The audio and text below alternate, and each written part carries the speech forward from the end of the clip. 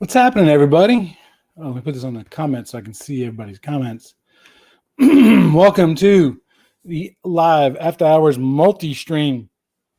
Sorry, I taught today, so I got a little bit of a sore throat thing going on. I'm your host, Chuck Bowser, RCDD, BICSI technician, host for Let's Talk Cable podcast and YouTube vlog. And last week's vlog was such a success, I decided to go ahead and do a Q&A session for this one because there was questions that I didn't quite finish answering last week. So first off, in the chat box, tell us where you're from and welcome to the chat. Glad to have you guys here. And the most important thing we always do on our after hours, what are you drinking? Right? What are you drinking? So tonight, Chuck is again drinking water. Living the keto lifestyle, watching your sugar intake, watching your carb intake. You do realize how much sugars and stuff until you actually try to not ingest sugar. Yeah, it's pretty bad. So what are you guys drinking? Anybody? So I see a comment coming in, drinking Coke, hot cocoa. You must be up north where it's snowing then, because that here it's actually kind of cold here in Central Florida. We're 60 degrees, which I know to you guys up north, 60 degrees. We wish it was that warm, but when it's 80 degrees normally, 60 degrees is kind of cold. So let's talk about some things that have been going on. First and foremost, you might have noticed a big change going on with the channel. We changed the name. It's now called Let's Talk Cabling, and we're changing the graphics in the process of changing over the website and stuff like that. Tried to successfully negotiate an agreement with John at BICSI to use the RCDD name, and just we couldn't come to an agreement. And but you know what? One thing I got to say is he's a skilled negotiator, and BICSI's in good hands with him there negotiating contracts. If somebody says they're drinking coffee, nice. Not a big coffee drinker. My wife likes to drink Cafe Bustelo, which is kind of like coffee on asteroids or steroids. It's like super caffeinated stuff. So anyways, like I was saying, we're doing a Q&A this week. We're going to finish off some of the questions that were done last week and some questions that were submitted for this week. And if we have enough time, we'll even pick up some questions in the chat box. So yeah, if you got your questions, make sure you put them there as well. Other news things that are happening this week is, as you know, I work closely with Low Voltage Nation and Blake and all that stuff, and they're close to publishing their PDF book. So I'm really looking forward to that. He put out a call for people to help look at it and kind of critique them and give them some input and stuff like that. So looking forward to that process. For the holiday schedule, I'm not sure if we're going to do the live multi-streams next week or the week after. I'm on vacation, like a lot of people are. I'm definitely still going to be doing audio podcasts. I just haven't decided whether or not I'm going to do this multi-streaming thing because it's a little bit different, a little more involved than just doing the audio. I don't know. We'll see because I've got a farm and we got a lot of projects we got going on, so we'll figure that out. So also, if you want to contact us for any questions for future shows, make sure you send us an email. You can either do, like I said, put the question in the chat box in here, or you can send us an email at chuck@letstalkcabling.com. So let's get on with this. First question that got submitted. Well, actually, this is a leftover from last week. This was Wade from Georgia. So Wade asked, don't standards require all patch cords to be the same length? I've never had that question before. As an instructor, you kind of get used to getting hit with the same questions. I'd say probably about 80% of the questions are repeat questions. That's why, it's funny because when people ask me questions and I can give them a really in-depth answer, they think I'm just so knowledgeable. No, it's because I've answered that question 45 times and I've had practice at doing it. But this is actually one that I don't get too often. But so the quick answer is no, they can be different lengths. Absolutely. But keep in mind, when we're talking about patch cord lengths, we're really talking about the standards. And the standards are voluntary. You don't necessarily have to follow the standard if you don't want to. It's in your best interest to follow the standards because the standards are written by industry professionals who know what the customer is going to need, and they write the standards to encompass that. But it's literally up to the customer whether or not they want to follow the standard. And it's also up to the manufacturer. So if you're trying to get a manufacturer's warranty, they may require you to use patch cords that meet the standards. That's why sometimes you'll see pictures of the patch cords that are literally like 3 inches long, where they go from the port on the patch mount right to the hub underneath of them. And then that's also why manufacturers can. I'm on some. I must be on because somebody's talking to me on chat. So, sorry, my wife said evidently I wasn't broadcasting, but somebody from LinkedIn said hello, so I know I'm broadcasting. So we're getting back to talking about patch cords, and that's also why manufacturers sell patch cords longer than what's allowed by the standards. So the quick answer was no, they don't have to be the same length, but there are some parameters that the standard does call out for. So you're allowed to have up to 3 patch cords in the channel, and the combination of all 3 patch cords cannot exceed 10 meters or 33 feet, all 3 combined together. A single patch cord cannot go past 5 meters or 16 feet. So what that means is you can't have the patch cord on one side literally being 6 inches and then using, the rest of it for the other side. A single patch cord cannot exceed 5 meters or 16 feet. And they do that because, again, every time it goes through a patch cords have more attenuation than solid conductor cables, and that causes problems. And it's also a connection point. And as you know, with cabling, anytime you go through a connection point, there's a potential there for something to go down or something to get accidentally disconnected. So there you go. So we just came on and said, I'm not live on YouTube. I must have set the stream up incorrectly. I'm still kind of new to this whole live streaming, so bear with me. Recorded and it will be published on YouTube. So either eventually, so if it's not there right now. So that answers that first question. Again, if you have any questions, make sure you put them in the chat box. Also, for you late arrivals, make sure that you tell us what you're drinking. Again, I'm drinking water. I thought about making me tea, Earl Grey tea. As you know, that's my favorite, but I was drinking that the last time we did the after hours thing. So, question number two. So this one comes from Steve in Arizona. And Steve asks, if a cable fails for next near-end crosstalk, what is that? And how do I fix it?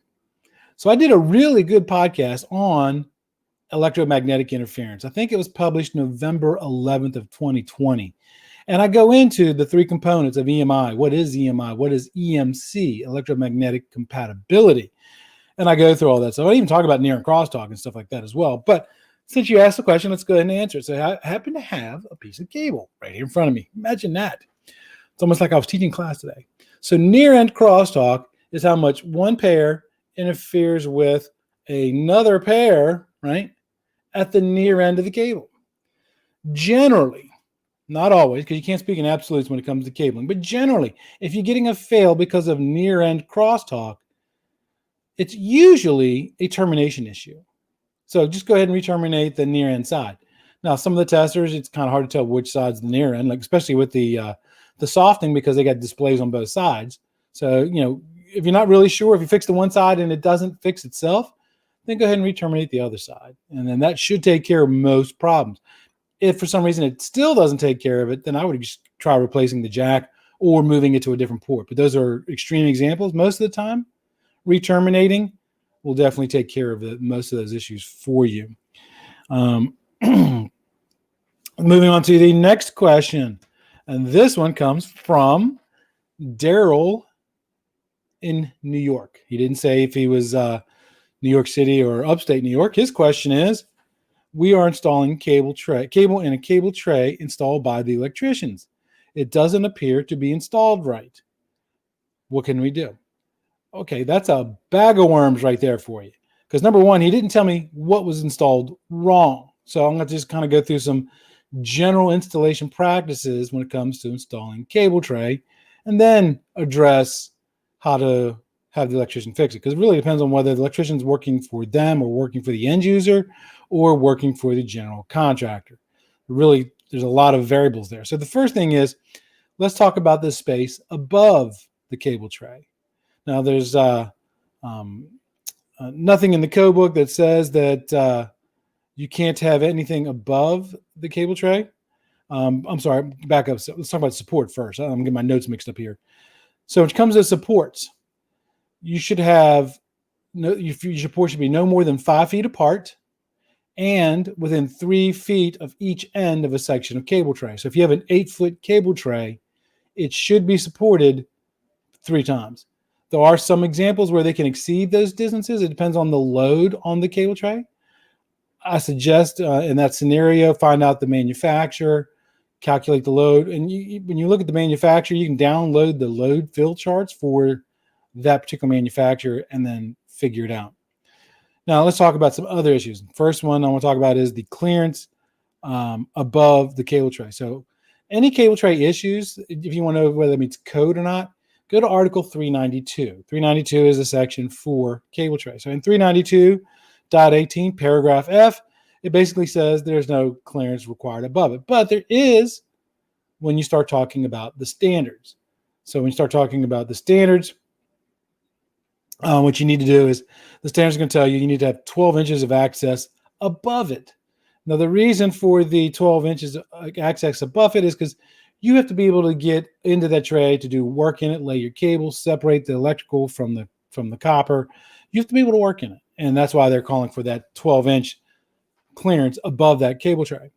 In Article 392.20, paragraph A, when it starts talking about can low voltage cabling be placed in the cable tray with other electrical conductors, if it's under 1,000 volts, absolutely can. But there are some things that you got to do instead. You got to separate and put a metallic barrier between the low voltage cabling and the electrical cabling. If it's over 1,000 volts, then it's covered under 392.20 paragraph. I didn't write it down, but I want to say it's B, paragraph B, because it would seem logical. So it's basically saying that if it's over 1,000 volts, then a couple of things have to happen here. Number one, it's got to be labeled as such, high voltage. That way, if there's anybody working in the ceiling around it, they understand that that is a hazard and that could cause some problems. It also will tell us that the electrical cable inside of it has to be done in MC. That way you get that metallic separation. Then Article 392.18, paragraph B. A lot of people are not aware of this one, and I only got nailed by it one time in my career as a communications installer. It says that the cable tray has to be complete before you install cable. In case you caught that, I'm going to say it again. The cable tray has to be complete before you install cable. That's in the code book. So if you get the right inspector who they don't like you, they want to harass you and give you a hard time, they can nail you on that. Because a lot of times, just like Daryl was asking here, the cable tray is being installed by electricians, another trade. So, and a lot of times we're dependent on their schedule. We got to get done, right after they get done, and we don't want to impact the contractor behind us, i.e. the IT people or maybe the phone people installing the phones. So that's why, you got to be really super careful with that, because there's been a lot of projects where we have literally started putting cable inside the cable tray 2 weeks after the electricians started installing the cable tray and literally chased them around the floor. Again, you can't do that because that's actually a code violation. But most inspectors won't nail you on that. But if you get the right one, it's going to cause you some problems. And also, and I'm not sure if this actually says this in the code book or not, but it should be common sense. Don't use cable trays as a walkway, and don't sit or stand on cable trays. Now, you're probably wondering why I'm telling you this, because when I worked for one of the largest low voltage contractors in the nation, their home office in Philadelphia, Pennsylvania, and they were doing a project for the local Major League Baseball team. They were in there terminating the cables, and one of the installers was actually sitting on the cable tray in the telecom room. And the owner of the company came into the room, and the guy saw the guy sitting on the tray, and the guy kind of gave him attitude. And just, so the owner basically told the area manager after he left, fire that guy. So should go without saying, they're designed to support the load of cabling, not the load of a lazy installer or technician who's sitting on them. And so you want to watch out for that. They're also not for to be used as ladders. So there you go. Now, this question comes from Jeffrey D. from Maryland. Jeffrey, he says, My BICSI certification expires in December of this year. I don't have enough CECs and I'm laid off because of COVID. How do I keep it from expiring? Okay, there's two parts to that question. Oh, I never answered about the electricians. How do you address that with the electricians? Going back to the cable tray question. If you have a good working relationship, if the electrician's working for the customer, you can go to the customer and tell them, look, here's some issues. When we go to put this in, it could cause performance issues or safety issues with our cable. If it's with the GC, you have to go to the GC. But keep in mind, if they're not working directly for you, you're going to be handicapped. You're not going to be able to do as much as you think you can as if they worked for you. So getting back to Jeffrey's question, he just got laid off. His BICSI certification expires. I'm assuming he didn't say what level, so I'm just going to assume it's an installation certificate. So there's two parts to answer to his question. The first part is, right now, get on the phone, call BICSI. You'll find when you talk with BICSI, they are willing to work with you, especially in these stressful times of of COVID and everything else, and let them know you're laid off. What can you do, because you don't want to lose your certification. Trust me, you don't want to lose your certification. I've told my wife on more than one occasion that when I pass and they bury me in the ground, she has to keep my RCDD dues paid for at least 1 year after I'm in the ground, because if I happen to come back alive as a zombie, I don't want to have to take that test again. So trust me, you don't want to let that certification expire. So get on the horn with them, and they'll probably work out with you and maybe give you a payment plan, or maybe kind of give you some kind of a way of paying next year or something. I don't know, but I have called them in the past, and they've worked with me with other stuff. The key is proactive before your certification expires. That's. Now, you also said that you didn't have enough continuing education credits, CECs. So there's a couple ways you can get CECs, and one of them is obviously to pay and attend, a class. BICSI has lots of them. We have them in the company that I work for, and there's a lot of paid training classes out there that you can take to get continuing education credits. But it sounds to me like you're not in the position to do that. There are free training classes out there. Look them up. The first one I want to talk about, I've talked about this in a previous, I don't know if there's a previous after hours or if it was in a podcast, but Cable Installation and Maintenance Magazine. They do 2 webcasts a month, and they're always recognized for CECs. So you literally watch the webcast, you answer their short little question things at the end, and then you get your certificate, and they're free. And the good thing is number one, if you missed the live event, they're recorded. You can go to their webpage, and they have a previous history, I think, of about 2 months. So you can go there and probably watch, without knowing off the top of my head, if I had to estimate a count, probably 6 to 12 right there, right? Another one, manufacturers. My buddy Todd over Brother Solutions. They've got a free class that you can take for labeling. And a lot of times, even the company I work for, we do free webinars. So if you can look up ours as well, and so do our competitors. There's lots of them out there that are free, right? So just take them and get them done before the end of the year. So you said you're unemployed, you're laid off. So I hope you have some time. Spend some time job hunting. Spend some time taking a breath of fresh air. Don't let the stress get to you, but also pump out those CECs. If you go on and look at your transcript on the BICSI website, you'll know how many you got to do. And so it's going to be, it's not going to be hard, but you just got to commit and actually do it. So the next question comes from Travis in Idaho. And he asks, when building out a fiber enclosure, should we transpose the tip and ring? What are the cool kids doing? I love that he throws it that way. So what he's talking about there, generally, it takes 2 strands of fiber to make a channel. One fiber is the transmit, the other one is the receive. So what you plug the transmit into the transmit side on the transmission side, and then on the other side, you plug that into the receive. You can't plug the transmit on one side to the transmit on the other side, because then those 2 devices won't communicate with each other. So you got to flip them. Now, in the past, what we would do is we would take the 2 strands on the patch cord outside of the enclosure, and we would flip them, and that would give us our reversal. So the standards have addressed this issue. So you have 2 different ways of doing this. You can do what's called consecutive fiber positioning or reverse pair positioning. consecutive fiber positioning or reverse pair positioning. They both accomplish the same thing. It just describes where that reversal is happening.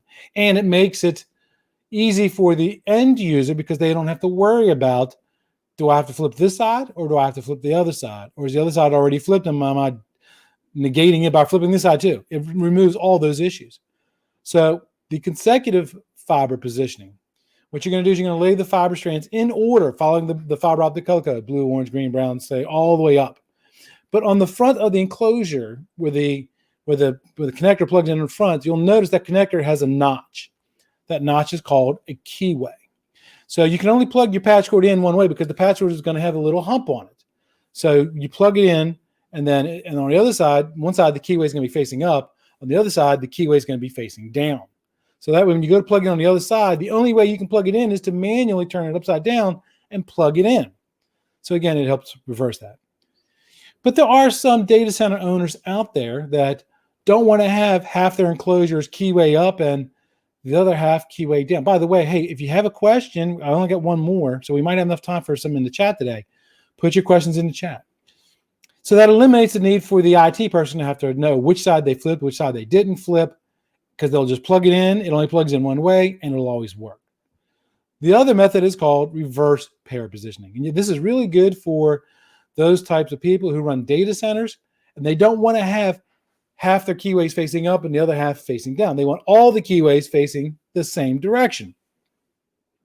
So what happens is you're actually going to reverse the pairs behind the enclosure. So instead of being blue, orange, green, brown, it would be orange, blue, brown, green. Okay, so you do that on one side, not on both sides. So now when they go, but the keyways both be facing up on both sides, and again, it doesn't matter which way the customer plugs in. Well, it actually does because they can only plug in one way, but they don't have to remember, is this the side that got to flip upside down or have it upright? Make it easy for the customer. The easier you make it the job for the customer, the more likely they're going to remember you and what you did for them. So it's good for customer service. Right? Then the next question is from Kim in Connecticut. Kim asks, does an anti-static flooring eliminate any additional grounding in a raised floor network room? So what she's talking about, there's an ESD, electrostatic discharge mat. There are mats that have that you can stand on them, and they actually have a connection on them, and you actually ground them, right? So that way, if you happen to touch a piece of equipment in an atmosphere that has very low moisture, like a data center, it saves that static shock from damaging a piece of equipment. Mike, the easy question to that is no. Always bond and ground your rack, because yes, that ESD mat will protect you against static discharge, but if there's a failure of equipment or a live energy wire touches a hold of something, that little wire that's bonding that ESD mat may not be enough to handle that. So you always want to do that. There's a whole installation PDF that I actually have somewhere in my files. I have to look that up, and I'll have to put that on my webpage. So like I said, I'm in a process of moving the webpage over from 5minutercd.com to letstalkcabling.com. And you'll notice that there's actually a couple pages there that are locked down via password only. That's for people who support the channel. All my content, the audio, the live streams, all that stuff, this content is always going to be free, because it's my duty to help convey some of the knowledge that I've gained over the years and relay it to you technicians out there today. I wish that I had somebody teaching me when I was new to this industry. So that content's always going to be free. But if you do choose to support the channel, and you can do that by going to the webpage and click on how to support us, and there's Patreon and some other methods as well, you do get extra benefits above and beyond just being just watching the audio and video content. So again, that content is always going to be free, but you'll get extra stuff, right? So always make sure, and I'll find that PDF file. I'll secure permission from the author, and I'll see if I can't put that on that particular page. Okay, and then we're at 25 minutes, and I did get one question, and it's from George, and I happen to know that George is in Central Florida, because George is not too far from me. George is one of my best friends. He's not in the communications industry, but he is a constant learner. He loves to learn stuff. So he says, can you touch on A or B color code? standards, and DoD. So what he's talking about there is the actual, I thought I answered this question before. I don't remember. I answer so many questions. Sometimes I get them confused. So there's two main wiring schemes. There's a lot of wiring schemes, but there's two main ones that are used for data. One is T568A, the other T568B. The T568B wiring scheme is the one that was developed by AT&T. It has its roots in AT&T's lineage. So if you actually look at the T568B wiring scheme, you're going to find that it's exactly the same as the 258A wiring scheme that they used to use a long, long time ago. And they used it predominantly for their phone system, like the Merlin phone system and stuff like that. There's another telephone company, another telephone manufacturer. It's called Nortel, and they're based out of Canada. Well, they sell telephone products in the U.S., but they couldn't duplicate that wiring scheme in the U.S. So what they did was, to get around the patent that AT&T had, is they flipped the two wiring schemes, the blue, the orange and the green. That's how they got around that patent. Now, what happens is you'll find that the federal government, the Department of Defense, as George pointed out, schools, and sometimes banks, they love using the A wiring scheme. But you can use the A or the B and satisfy the standards. They both work perfectly fine. Some people even try to tell you that A performs better than B or B performs better than A. In today's environment, no, it doesn't. It performs the same way. In the old environment, we're doing 10BASE-T Ethernet on category 3 cable. We were only using two pairs, pins 1, 2, 3, and 6. If you look at the front of a jack, and I don't have a jack on my desk, pin 1 is all the way on the left, pin 8 is all the way over on the right, right? So that change this to I forgot where I was going with that, actually. So they're going to label it. So the reason they do that is in the US, you can use A or B. So I know it was 10BASE-T Ethernet. See, the problem doing live streams. You're seeing it raw, not edited, right? This is raw. So 10BASE-T runs off pins 1, 2, 3, and 6. So when you look at a cable, remember I used a piece I had earlier. When you look at a cable, and I'll hold up these 4 pairs, hopefully you can see them on the camera, you'll notice they're all twisted at different rates. Each one has a different twist rate to it, right? Now, what that means is one performs better. The more twist per inch, the more protection from EMI. The less twist per inch, the more prone it is to EMI. So, because you're only using the 2 pair, if you happen to put it on the 2 pair that are twisted the least, then there's a chance that it might not perform as well. Today's environment, 10 gig, we're using all 4 pair. So it really does not matter. So don't let anybody try to tell you that. So the commercial building installation standard says you can use it for A or B.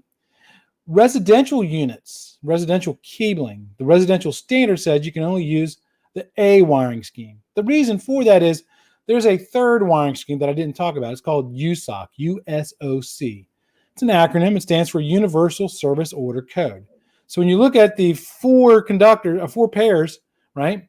The blue pair is the center pair. The orange is the next pair outside of that. The green is the next pair outside of that. And the brown is the next pair outside of that. It's what they call a nested design.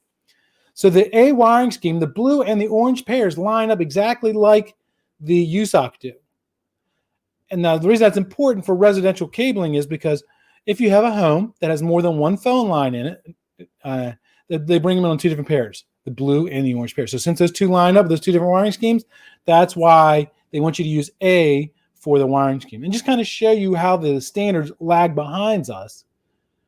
A lot of houses now don't even have landlines anymore. Everybody has cell phones. We don't have a landline here in the house. My wife and I have cell phones, and so there's no landlines. So we're at 30 minutes, right on the nose. Any other questions before I go ahead and close this out? I'll give you guys a few seconds. I'll take a sip of my drink. My LinkedIn user, grab a sip of your coffee. George, what are you drinking? You didn't say. Again, I'm drinking water with a little bit of lemon essential oil in it. Okay, no questions. Very good.